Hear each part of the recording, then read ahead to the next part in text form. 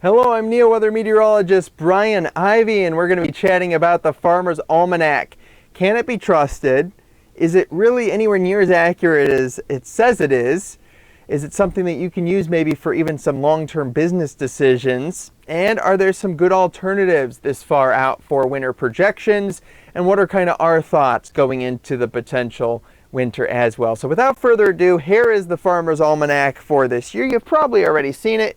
Cold, frigid, bitter cold. We got some frozen, snowy conditions, some cold, wintry, mixed type conditions, brisk and wet conditions, cool and chilly conditions, damp conditions.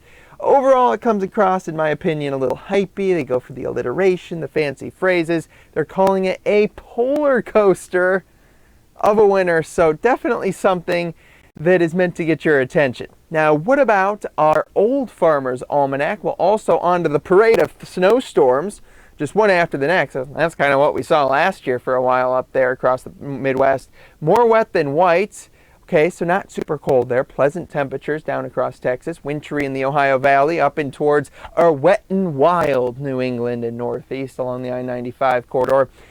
These winter forecasts produced by the Farmer's Almanac and Old Farmer's Almanac, they say they rely on sunspot activity, on moon phases, on other astronomical and space weather phenomenon, plus proprietary secret formulas involving climatology and meteorology as well. Now, when you factor all those in, it seems like a very good job by those wonderful Farmer's Almanac projectors to get out a forecast every year, especially because it just got published now. They were working on this bad boy months ago, back in the springtime. So that's a really old forecast to get super specific by timing out like between January 3rd and the 9th. Expect 4 snowstorms in your backyard with 1 mild day.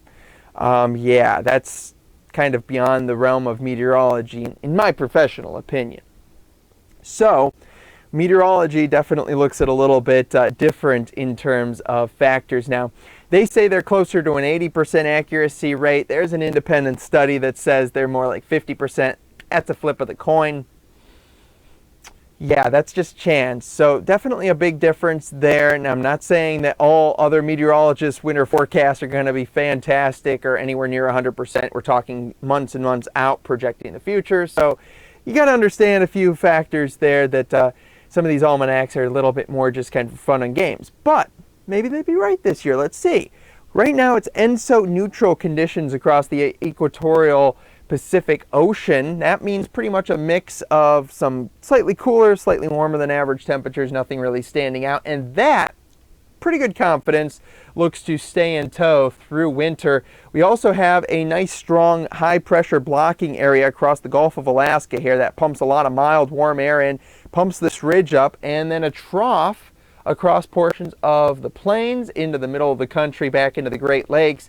So that is a pretty good precursor that we could have some cold coming on in. We know that the EPO and the ENSO conditions with pretty decent confidence what's going to happen there. And when we have those ENSO neutral conditions, look at these other years that we've seen cold weather, pretty widespread across the country.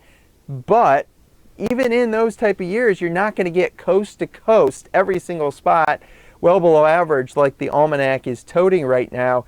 You're going to have troughs and ridges. Some areas might be extremely cold, while others are going to be pretty warm, even if 2/3 or more of the country is on that cold side. So let's take a look at some of the other almanacs. This was the 2018 winter outlook from a couple years ago.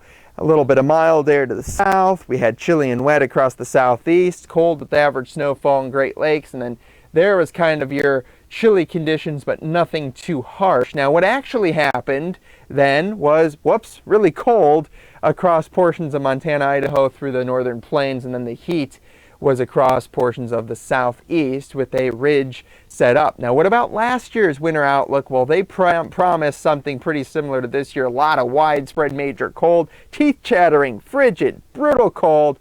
Lots of snow across New England, near normal temperatures across the southeast. Whoops, that is warm, warm, warm. It was a scorcher, big, strong southeast ridge.